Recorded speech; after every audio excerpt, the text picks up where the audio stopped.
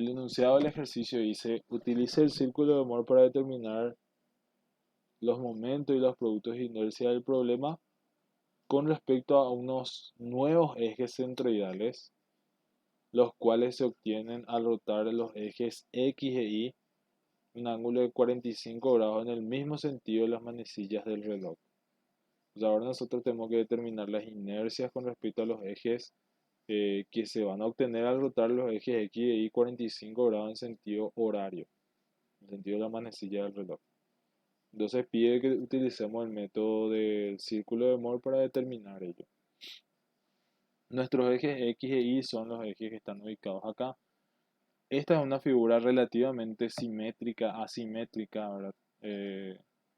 Donde la ubicación del centroide ya está, supongo en este caso, sobre el eje que está indicado, es decir, el eje X e Y ya son ejes centroidales.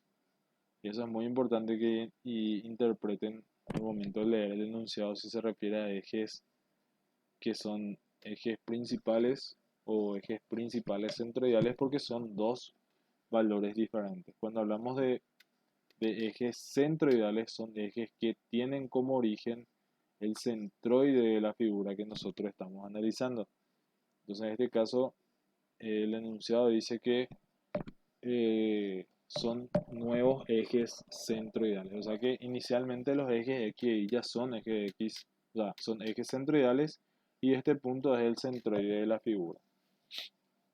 Entonces, ¿qué es lo que tenemos que hacer? Primero tenemos que determinar la inercia y el producto de inercia de la figura que estamos analizando. Siempre es importante que tengamos la inercia con respecto al eje X, la inercia con respecto al eje Y y el producto de inercia con respecto a ambos ejes.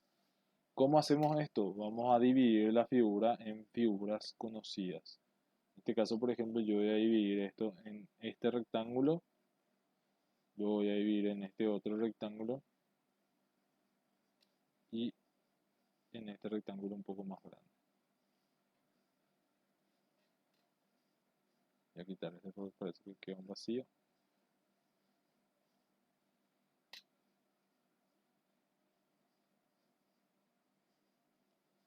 Entonces, ¿qué es lo que tenemos nosotros acá? Tenemos un rectángulo, otro rectángulo y otro rectángulo.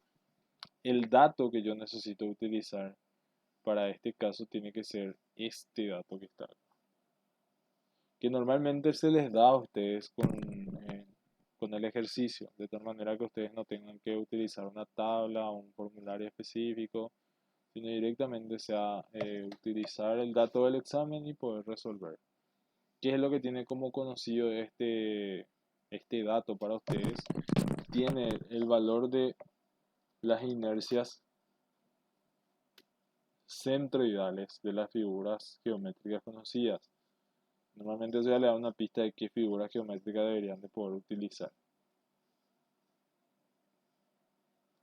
En este caso, por ejemplo, me dice que el rectángulo tiene unos ejes centroidales, que son el eje X' y eje Y', que están indicados en el gráfico, y cuyo valor de inercia con respecto al eje X' es base, que es el valor de la base del rectángulo. La altura está expresado al cubo, con término al cubo, y se divide entre 12. Entonces, la inercia con respecto al eje X', que es un eje X centroidal, es igual a BH cubo sobre 12. Y la inercia con respecto al eje Y centroidal es B cubo H sobre 12. Ahora, también me da otros valores de inercias, como ven acá, inercia en X, inercia en Y, pero esos son inercias ya desplazadas, donde para determinar esa expresión se tuvo que utilizar el teorema de los ejes paralelos, y donde dice que la inercia con respecto al eje X es BH cubo sobre 3, que es un valor mayor al BH cubo sobre 12. Y lo mismo, ¿verdad? La inercia con respecto al eje Y es B cubo H sobre 3, que es mayor al B cubo H sobre 12, que era centroidal. Y como ven acá también me da como dato el valor de la inercia polar, que básicamente es la suma de la inercia con respecto al eje X más la inercia con respecto al eje Y. En este caso habla sobre inercia centroidal, inercia polar centroidal, porque está refiriendo el punto de determinación de la inercia con respecto al centroide C, que va a ser la suma de este término más la suma de este término. Que sacando factor común de h sale que es 1 sobre 12 b por h y entre paréntesis b cuadrado más h cuadrado. Entonces, esta tablita es más que nada una ayuda a memoria para poder utilizar la determinación de la inercia centroidal y a partir de ahí obviamente determinar la inercia de una figura compuesta, utilizando obviamente el teorema de los ejes paralelos.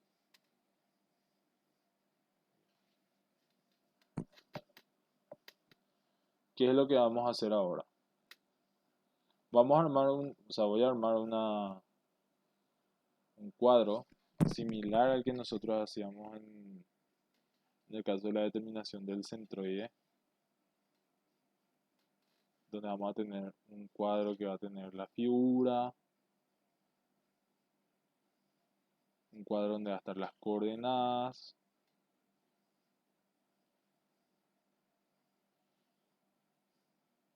uno donde va a estar el área,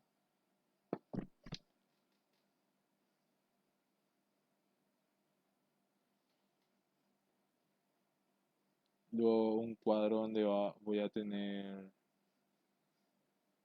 la ubicación del centroide, no me importa tanto, entonces voy a tener la inercia centroidal con respecto al eje X, la inercia centroidal con respecto al eje Y, el producto de inercia centroidal y después la multiplicación de distancia, o sea, sería aplicando la propiedad del teorema de los ejes paralelos,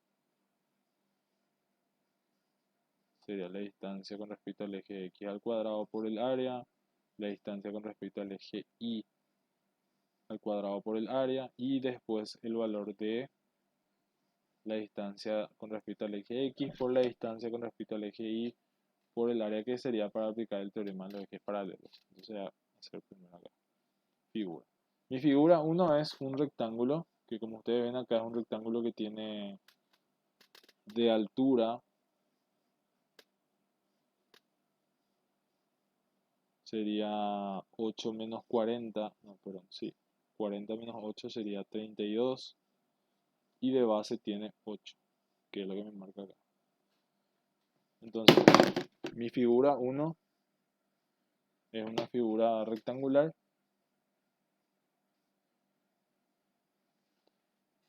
Va a ser un rectángulo bastante pequeñito que tiene 8 por 32. La ubicación de mi eje de referencia es el eje IX,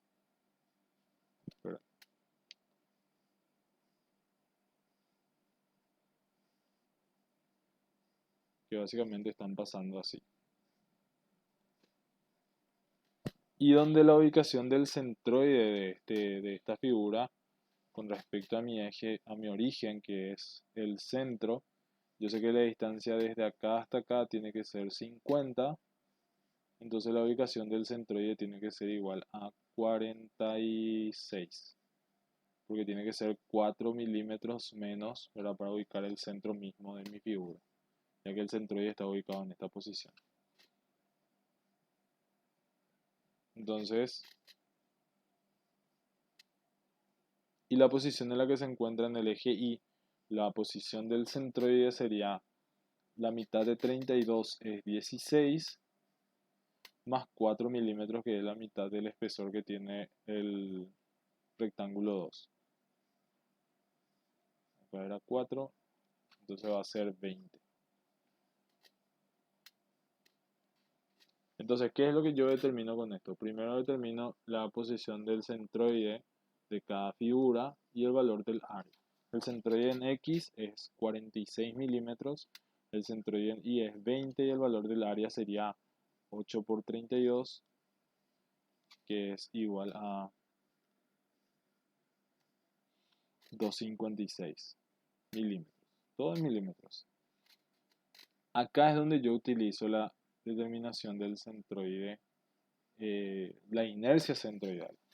Para aplicar la inercia centroidal yo utilizo la expresión de la fórmula del dato del ejercicio que dice que la inercia centroidal con respecto al eje X es 1 sobre 12 de la base por la altura al cubo, o sea, 1 sobre 12 por la base por la altura al cubo. Entonces, ¿cuánto vale mi base? Mi base en este caso vale 8 y mi altura vale 32. Entonces tendría que ser 8 por 32 al cubo sobre 12. Eso es independientemente de que mi figura esté desplazada con respecto a los ejes. Siempre que sea centroidal va a tener esa fórmula. Base por altura al cubo sobre 12. Que sale 21.845,33.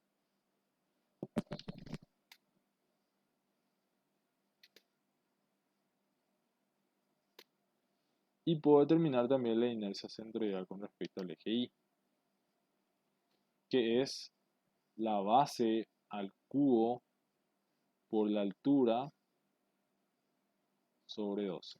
Entonces lo que cambia acá en mi fórmula va a ser 8 por 32, 8 al cubo por 32 sobre 12. 1365,33.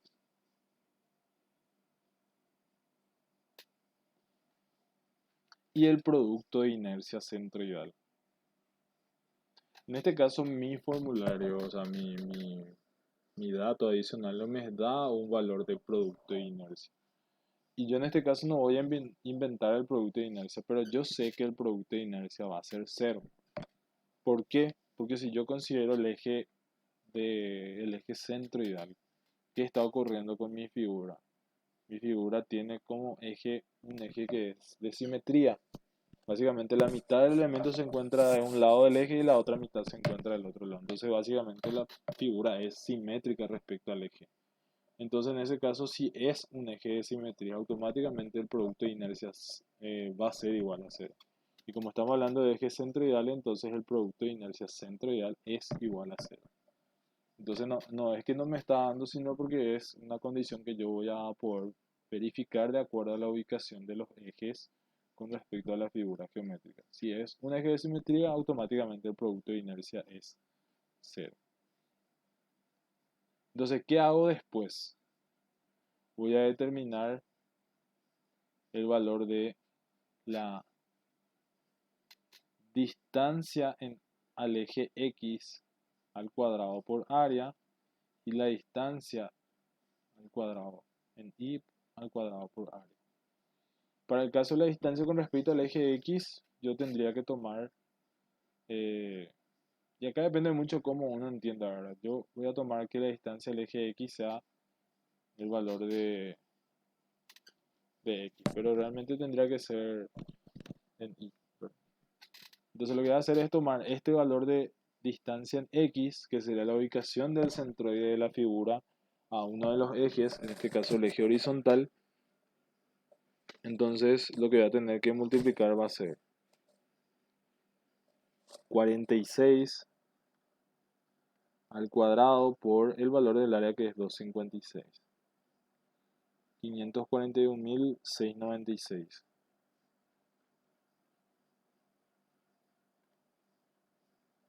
Y hago lo mismo con el otro, ¿verdad? Va a ser 20 al cuadrado por 256, que es 102.400.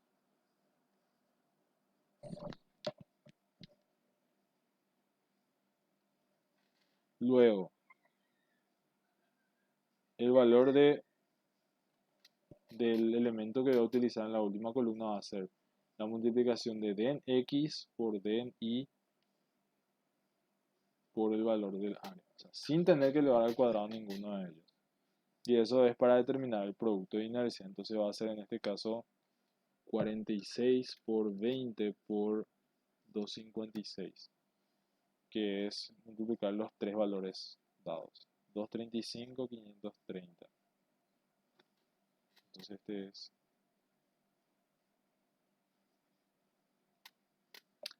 Entonces, ¿qué es lo que yo voy a hacer con estos datos? El valor de la inercia con respecto al eje X que va a generar mi figura aplicando el teorema de los ejes paralelos es la siguiente. Es la inercia con respecto al eje X va a ser la inercia con respecto al eje X centroidal más el valor de la distancia con respecto al eje Y, o sea, la distancia vertical por el área. Y la inercia con respecto al eje Y va a ser igual a la inercia con respecto al eje X, perdón, al eje Y centroidal más la distancia horizontal al cuadrado por el área. Y el producto de inercia con respecto al eje XY va a ser el producto de inercia centroidal más el producto de las dos coordenadas por el área. Entonces todo eso yo tengo de manera ordenada en mi tabla y lo que hago después va a ser sumar. Y como si yo quiero hacer de manera masiva, entonces lo que voy a hacer es sumar todas las inercias con respecto al eje X, sumar todas las inercias con respecto al eje, con la distancia en Y al cuadrado por área y de esa manera tener entonces el valor de la inercia total. Entonces lo que yo después voy a hacer es sumar las inercias de las tres figuras y eso me va a facilitar a mí el cálculo del ejercicio. Entonces voy a dividir esto en tres partes y de esa manera voy a poder resolver el ejercicio. Entonces, mi figura 2 es un rectángulo también, solamente que en este caso mi rectángulo tiene su centro.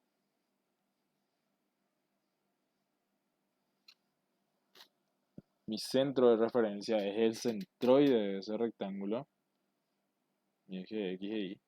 Entonces las coordenadas de mi centroide es 0, 0 y el área es básicamente las dimensiones geométricas que yo tengo, que en este caso la dimensión geométrica era de 100 milímetros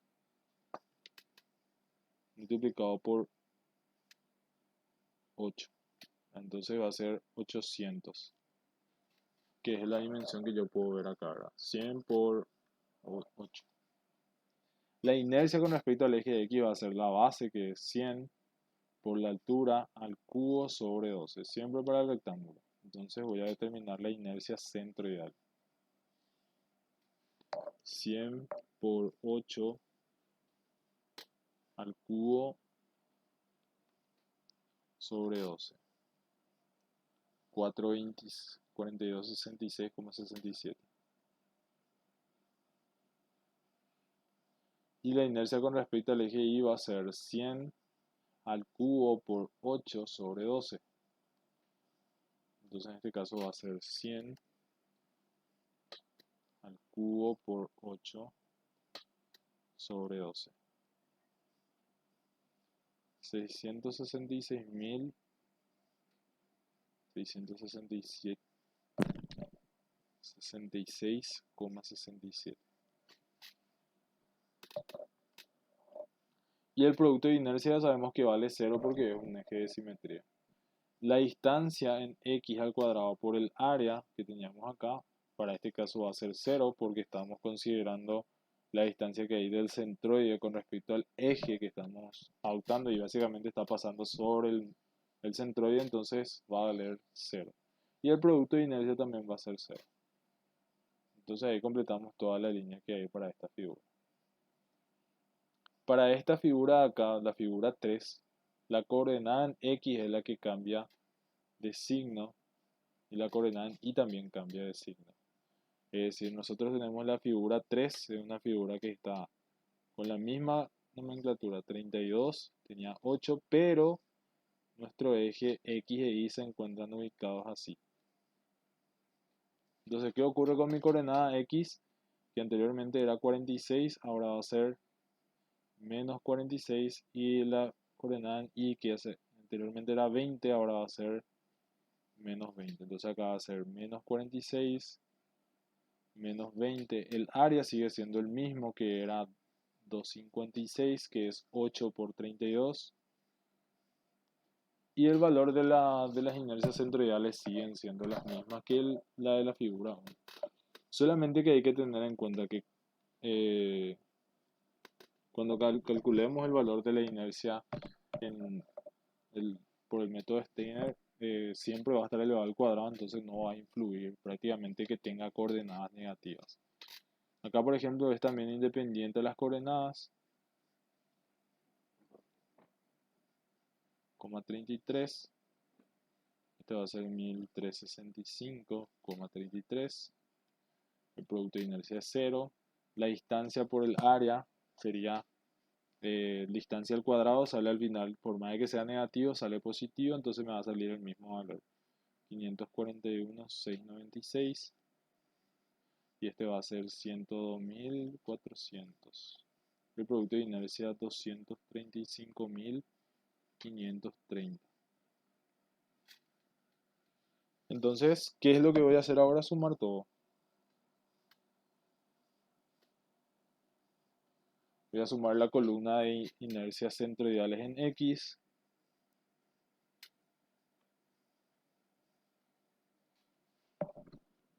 $21.845,33 por 2 más 42.66,67.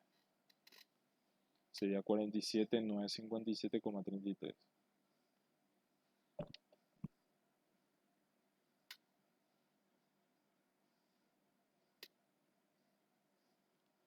Y sumo la coordenada, o sea, las inercias centroidales con respecto al eje Y. Sería 1365,33 por 2 más 666,67. 669.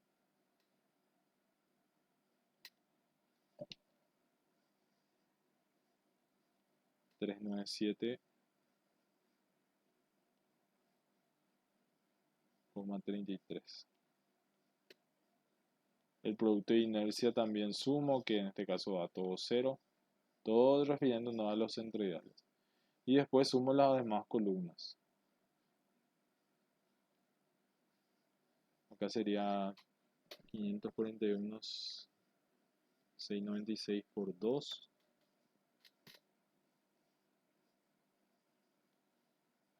1.083.392. Después el otro sería 102.400 por 2. 204.800.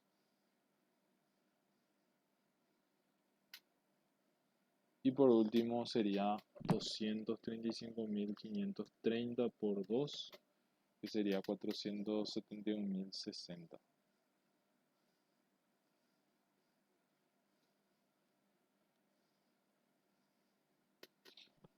Bien, entonces la inercia con respecto al eje X va a ser la suma de las inercias centroidales, 47957,33, más las inercias que tienen en cuenta el desplazamiento de los ejes, que va a ser este valor, que es 1.083.392. Entonces la inercia con respecto al eje X, 0.83.392 más 47957,33. 1.131.349,33 milímetros a la cuarta.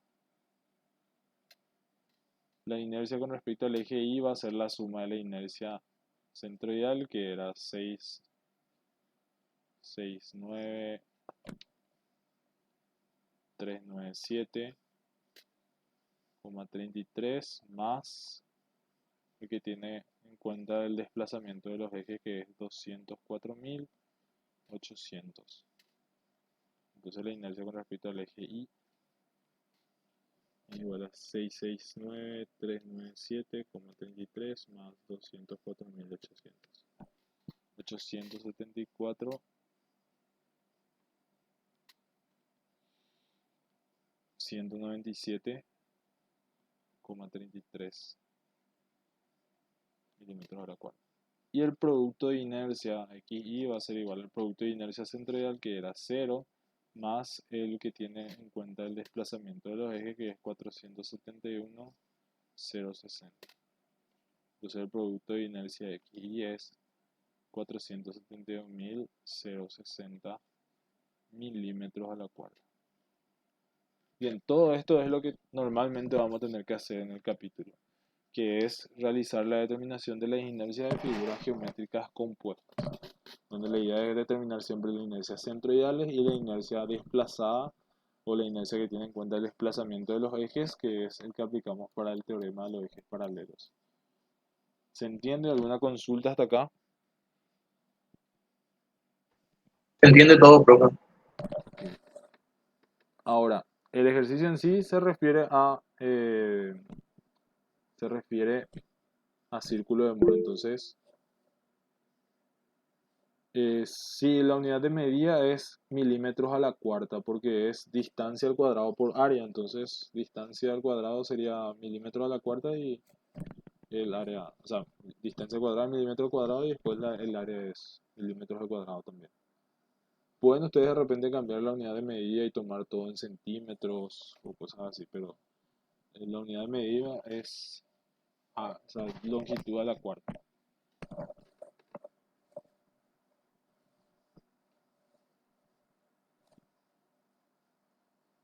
Bien, todo esto es solamente para sacar esos tres valores, que es lo que normalmente hacemos.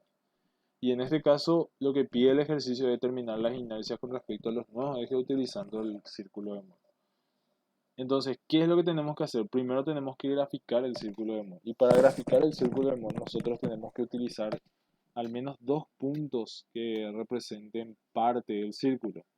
Y como dice el libro, que es el BIR, se pueden utilizar dos puntos, donde el primer punto tiene como coordenada en la abscisa la inercia con respecto al eje X, y como coordenada en la ordenada va a ser el producto de inercia X.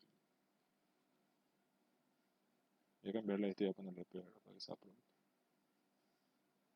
Sería PX. El punto P2 tiene como abscisa la inercia con respecto al eje Y y tiene como ordenada menos el producto de inercia con respecto a los ejes X e Y. O sea, básicamente el punto P1 tiene coordenadas inercia en X y producto de inercia con el signo que tenga el producto de inercia, y el punto P2 tiene la inercia en Y y menos el producto de inercia para su coordenada en el eje vertical. Entonces, estos dos puntos son los que nosotros vamos a utilizar para poder graficar. Si bien esto se puede hacer a escala, no es necesario hacer a escala porque nosotros trabajamos siempre de manera gráfica y utilizamos obviamente valores aproximados para el gráfico. Entonces la inercia con respecto al eje X a mí me salió 1.000.000.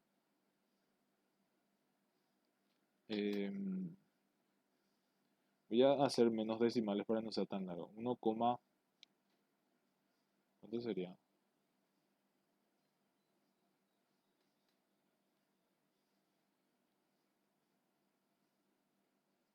Sería 1,13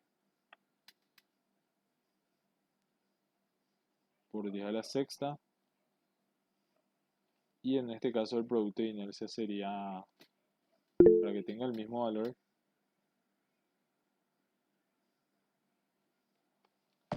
para la inercia en X,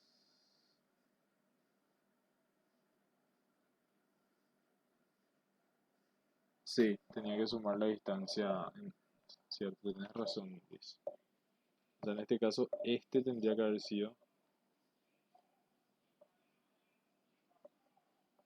al revés.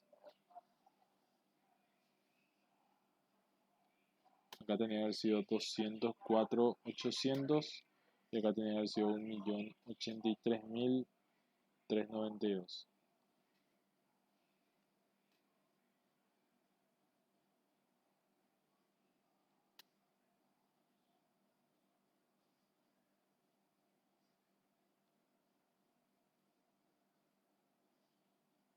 Entonces, voy a cambiar un rato esto. 4 7957,33 más 204,800.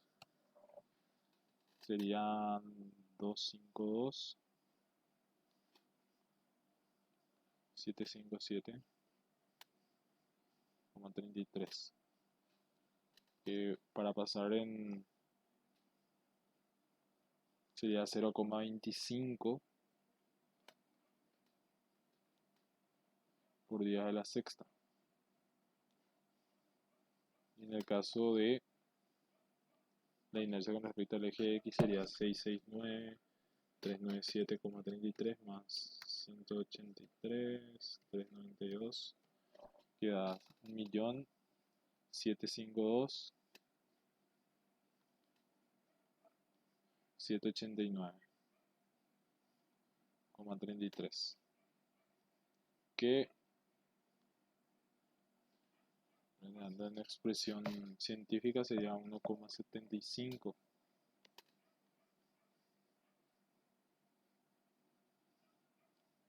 75,2 por 10 a la sexta. Este sería 50. Y este sí está bien. Entonces esto sería 0,41 por 10 a la sexta. Esto para ser un poco más corto, no extender demasiado nuestros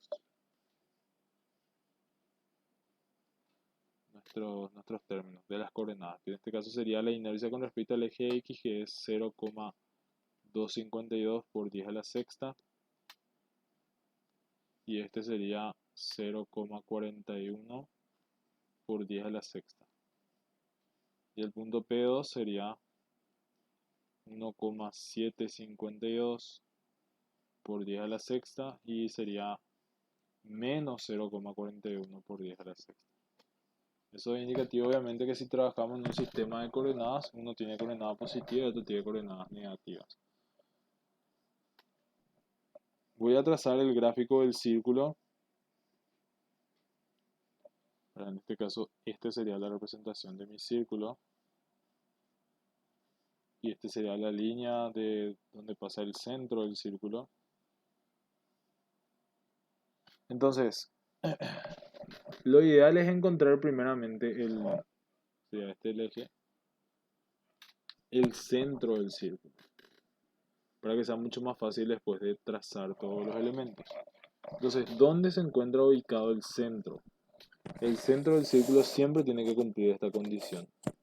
Es igual a la semisuma de las dos inercias que conforman a los ejes que nosotros vimos anteriormente. O sea, es la suma de inercia en X más inercia en Y sobre 2. Entonces, voy a sumar la inercia en X, que es 0,252 más 1,752 sobre 2. Entonces va a ser 0,252 más 1,752 dividido 2, que da en total 1,002 por 10 a la sexta. Entonces quiere decir que la ubicación del centro tiene que estar a 1,092 en la abscisa. Es decir, la distancia que hay desde acá hasta acá es de 1,002. Entonces, sobre el eje horizontal se mide tanto la inercia en el eje X como la inercia con respecto al eje Y. Siempre la proyección de ese elemento. Y el centro básicamente tiene que estar a la mitad de la distancia entre ambos puntos. Entonces, de un lado va a estar el eje X y del otro lado va a estar el eje Y. ¿Cómo yo sé eso? Porque veo que la inercia con respecto al eje X sale 0,252, que es menor a 1,02, entonces está a la izquierda del centro. Y la inercia con respecto al eje Y sale 1,752, entonces está a la derecha del centro. Como ven, yo trazo estas verticales y yo tengo varias posibilidades para tener la ubicación de cada punto. Uno puede estar abajo, puede estar arriba. Esto, como le digo, es esquemático. ¿Dónde está ubicado cada punto?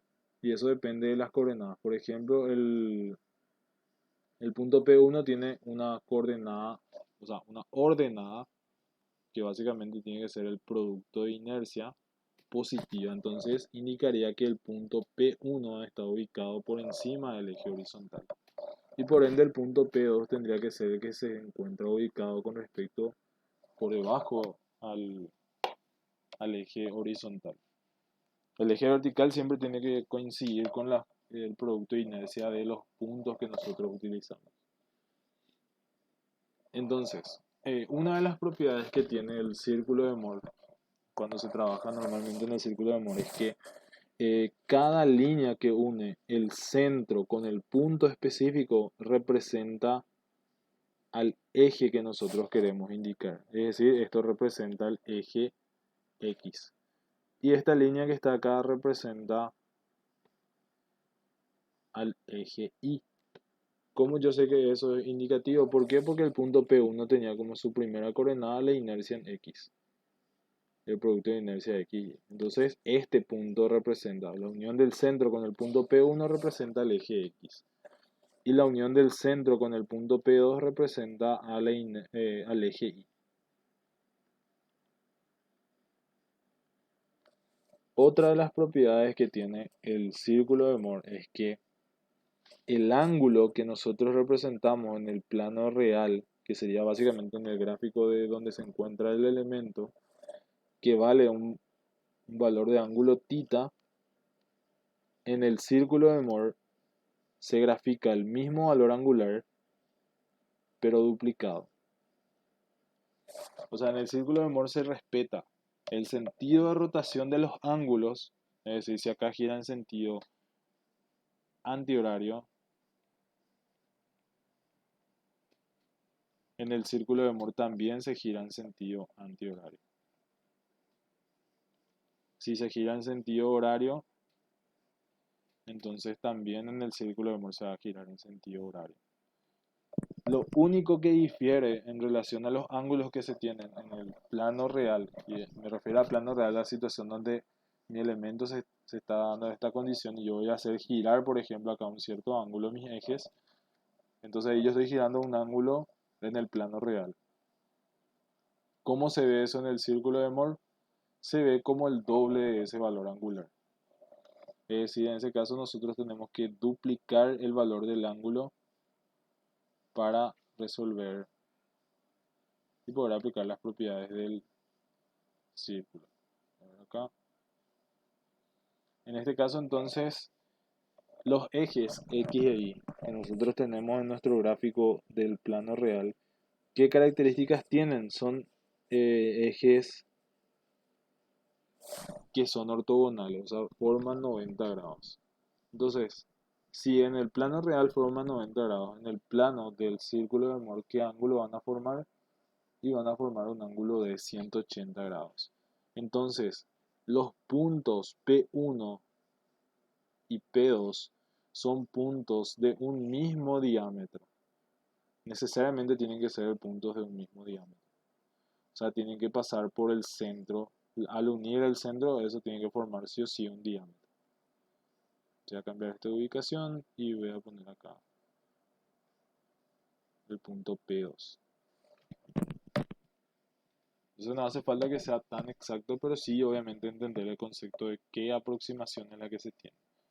Entonces, el eje X se representa desde el centro hasta el punto P1, el eje Y se representa desde el centro hasta el punto P2, y ambos ejes en el plano del círculo de Moore representan un diámetro del círculo. Entonces eso ya me da obviamente la indicación de que esta línea coincide con del punto P1 y P2 coincide y pasa por el centro. Otro de los parámetros que se puede obtener del círculo de Moore es el valor del radio. Que el radio tiene como expresión la raíz cuadrada de la semidiferencia inercia en X menos inercia en Y sobre 2 más el producto de inercia al cuadrado, ambos elevado al cuadrado. Entonces yo puedo determinar el radio de la circunferencia o del círculo de Moore, que va a ser igual a la raíz cuadrada de 0,252 menos 1,752 sobre 2 al cuadrado más 0,41 al cuadrado. Entonces el radio sería en este caso raíz cuadrada de 0,252 menos 1,752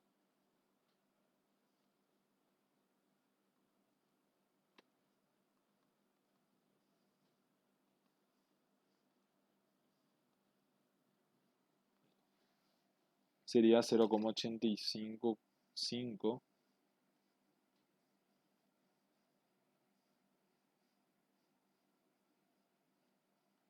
por 10 a la sexta.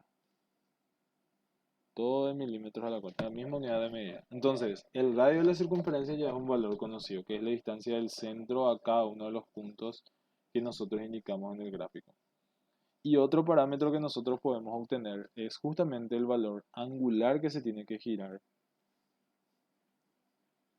en el círculo de Moore para llegar hasta alguno de los ejes horizontales.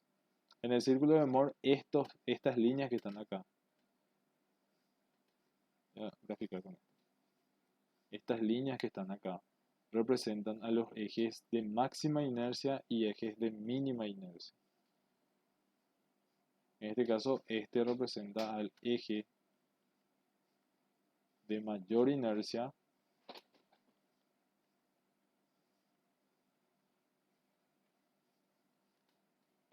y este representa al eje de menor inercia. Porque según el gráfico mismo, ¿verdad? Todos los puntos representan un extremo de algún eje, ¿verdad? Y en este caso, este punto que está acá representa al punto de inercia mínima. Y este punto que está acá representa el punto de inercia máxima. No hay ninguna inercia mayor a ese valor de inercia para este centro que nosotros tenemos acá. Y no hay ningún valor de inercia menor que este valor para este centro que tenemos acá. Y para cualquier eje que pase por ese centro. Entonces el círculo de Moore es básicamente la envolvente donde te podemos encontrar el valor de inercia máxima y el valor de inercia mínima, que son los máximos y mínimos valores que puede tener un cuerpo en términos de inercia con respecto a ejes que pasen por un cierto centro. Y como son los ejes, y obviamente los ejes pueden ir rotando en relación al centro, pero no desplazándose, o sea, siempre tiene que mantenerse fijo el centro. Entonces, determinar estas inercias máximas y mínimas es bastante sencillo. Vamos a determinar todo primero, esos valores. La inercia máxima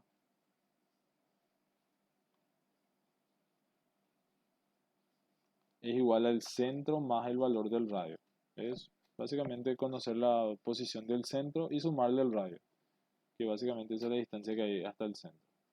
Y la inercia mínima es el centro menos el radio. Entonces el centro tenía 1,002 más 0,855. Entonces la inercia máxima es igual a 1,857 por 10 a la sexta. Y la inercia mínima es igual al centro menos el radio. Entonces es igual a 1,002 menos 0,855. Entonces la inercia mínima tendría que ser igual a 1,002 menos 0,855. 0,147 por 10 a la sexta. Entonces, como ven, sale menor a la inercia en X también. Y eso es porque obviamente la inercia en X no es la inercia mínima.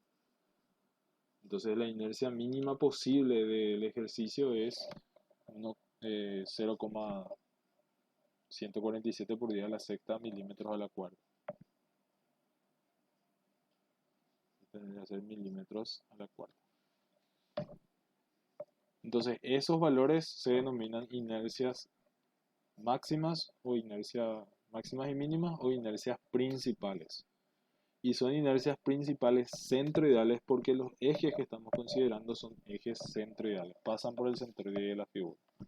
Entonces, si bien yo puedo tener inercias principales, pueden mis ejes no necesariamente pasar por el centroide, entonces son inercias principales, pero cuando los ejes pasan por el centroide y son otra vez inercias principales, entonces se denominan inercias principales centroidales. Bien, otra de las cosas que podemos obtener es justamente el ángulo de rotación que se tiene que realizar desde el eje X, normalmente desde el eje X, aunque también desde el eje Y, que se respeta esta expresión de esta fórmula, que es tangente de 2 θ igual a menos 2 veces la inercia con respecto al eje XY o producto de inercia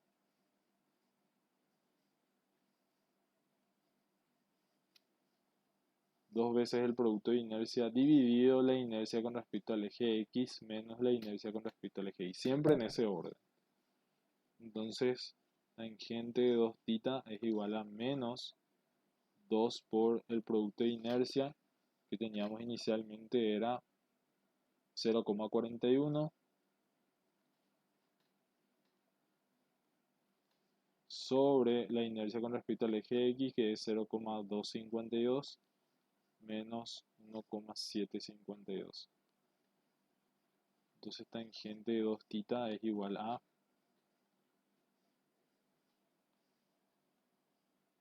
negativo 2 por 0,41 sobre 0,252 menos 1,752 y sale 0,544. Sale positivo. El valor de 2 θ, que básicamente es el ángulo que nosotros queremos, es sheet tangente de ese valor, 28,66 grados, y el valor de θ entonces es igual a 14,33.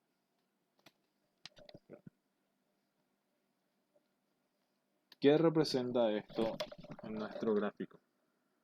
Primero, el signo es indicativo para nosotros de un sentido de rotación. Si el signo del ángulo sale positivo, para nosotros es un sentido antihorario de rotación. Y si es negativo, indica un sentido de rotación horario. Ahora, para saber si es horario o antihorario tenemos que tener un sentido, o sea, un punto de referencia. En este caso, nuestro punto de referencia siempre es el eje X. ¿Y qué es lo que nosotros determinamos con ese ángulo? La posición donde se encuentra el eje, ya sea de máxima inercia o de mínima inercia. Es decir, a partir del eje X yo voy a girar en sentido antihorario. ¿Y qué es lo que voy a obtener? Voy a obtener el eje de menor inercia. A partir del eje Y voy a girar en sentido antihorario y obtengo el valor del eje de mayor inercia. Entonces, por eso sale en la fórmula, sale un signo positivo de 28,66, porque indica que va a girarse desde el eje X en sentido antihorario un valor angular en el círculo de Moore de 28,66 grados. Pero si yo traslado eso en la vida real, ¿qué es lo que tendría que ocurrir? En el plano real se estaría girando en sentido antihorario un valor de ángulo igual a θ. O sea, no 2 θ, sino que directamente el valor de θ. Y perdón, me equivoqué.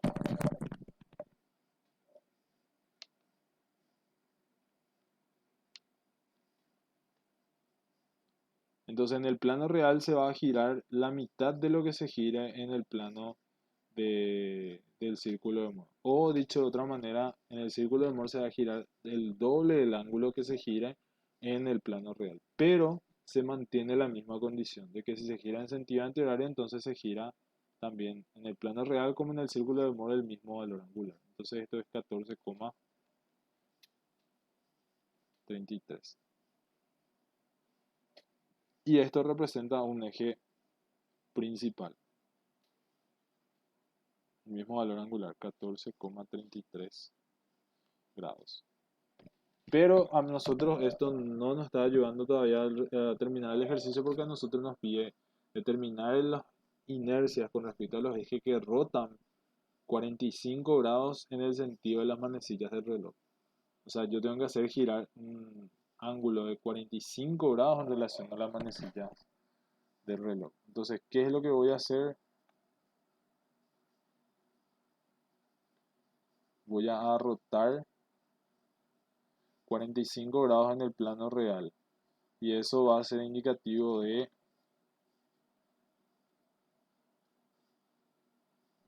un ángulo igual al doble en el círculo de Moore.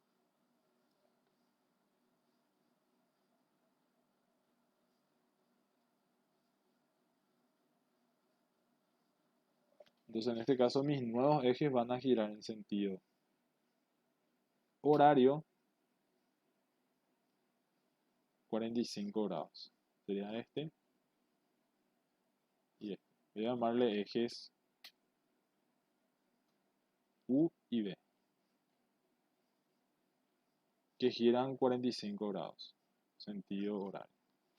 Entonces, para poder determinar el valor de las inercias con el círculo de Moore, voy a aplicar el mismo concepto. Voy a girar estos ejes que están acá.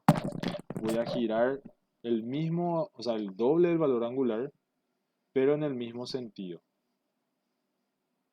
Es decir, en este caso voy a girar a partir del eje X en sentido horario un valor de 90 grados.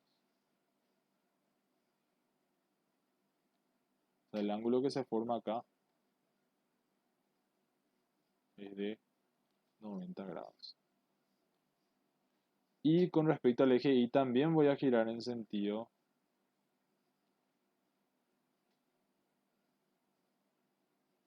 de las manecillas del reloj, que es sentido horario, un valor angular de 90 grados. Entonces, ¿qué es lo que yo tengo que determinar ahora? Tengo que determinar cuánto vale la proyección de este punto, voy a llamarle punto P2' y este le voy a llamar punto P1', sobre el eje horizontal y sobre el eje vertical. Como son diametralmente opuestos, tienen el mismo valor de inercia o producto de inercia. Uno tiene signo positivo porque está por debajo del horizontal y otro tiene signo negativo. Entonces el punto P1', por ejemplo, tiene la inercia con respecto al eje U y el producto de inercia con respecto al eje U y B. Y el punto P2' tiene la inercia con respecto al eje B y el producto de inercia negativo de U y con respecto a los ejes U y B. Entonces lo que tengo que determinar son esas dos coordenadas. En este caso es bastante aplicable la siguiente expresión. Yo puedo sacar, por ejemplo, el valor del ángulo que hay acá. Y acá ya es más que nada geometría. ¿Cómo yo sé el valor de ese ángulo? Yo sé que el total de la media vuelta es de 180 grados menos 28,66 menos 90. Entonces esto da 61,34 grados. Entonces, ¿qué puedo hacer para sacar la inercia con respecto al eje X? Va a ser el centro más el radio por el coseno del ángulo.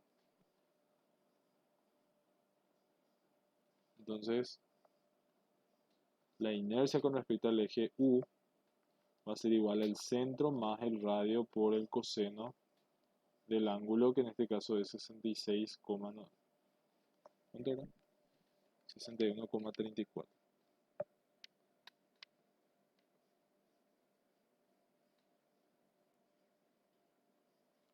Y la inercia del punto con respecto al eje B va a ser el centro menos el radio por el coseno de 61,34.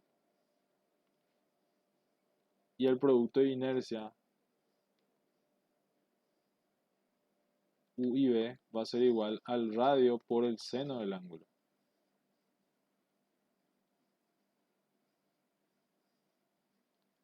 Y de esa manera ya podemos determinar las inercias con respecto a los ejes. Entonces la inercia con respecto al eje U va a ser igual a 1,002 más 0,855 por coseno de 61,34 grados.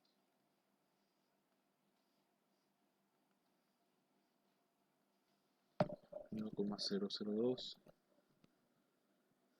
más 0,855 por coseno de 61,34, que básicamente es aplicar la geometría del círculo para poder sacar.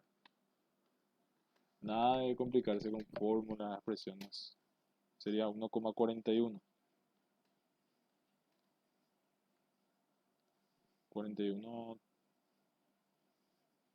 2. Por 10 a la sexta, milímetros a la cuarta. La inercia en B, o sea, con respecto al eje B, va a ser el centro menos el radio. 0,592. Y el producto de inercia V va a ser el radio, que es 0,855 por el seno de 61,34. Acá sí es muy importante atender 0,75 de la ubicación en la que se encuentra el punto P1', porque el punto P1' es el punto que tiene el signo real del producto de inercia. Es decir, si el punto P1' se hubiese encontrado por debajo del horizontal, el signo real del producto de inercia iba a ser de signo negativo. El punto P2' no tiene el signo real porque en la expresión que nosotros calculamos, el punto P2 siempre tiene el signo contrario al signo que tenga el producto de inercia. Entonces puede haber casos donde el ejercicio les dé una situación y donde el punto P1 termina apareciendo, o sea, el punto P1' termina apareciendo por debajo del horizontal. Entonces ahí ustedes le tienen que asignar un signo, o sea, le tienen que poner el signo al producto de inercia de manera que obviamente salga con el signo real. El punto P1 es el que va a indicar cuál es el signo real que tiene el producto de inercia. Entonces en este caso esto sale 0,75.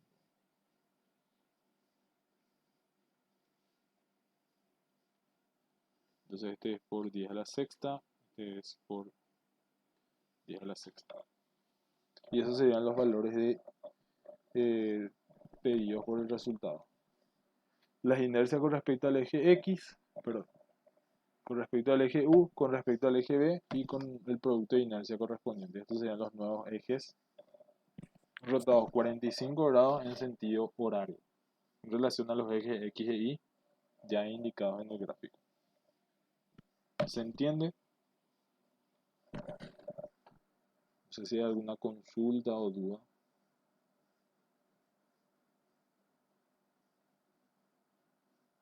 ¿Entiende, profe? Bien,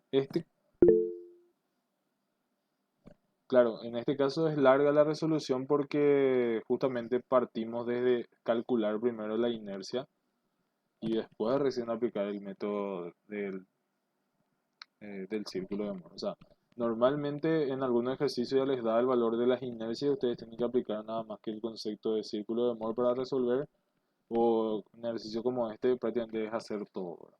Igual, esto yo hice un poco muy despacio también porque traté de que sea lo más pausado posible para que no haya ningún error. Pero al momento de hacer ustedes, cuando tengan mayor práctica, el tema del círculo de Mohr no creo que les cueste demasiado tiempo hacer.